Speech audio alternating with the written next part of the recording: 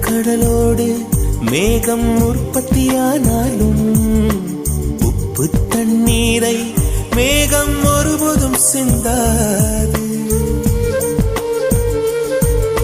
மலையில் விழுந்தாலும் சூரியன் மரித்து போவதில்லை. நிலவு கூலியூட்டி தன்னை நீட்டித்துக் கொள்கிறதே. மேகமாய் நானும் மாறேனோ, அதன் மேன்மை குணங்கள் காண்பேனோ.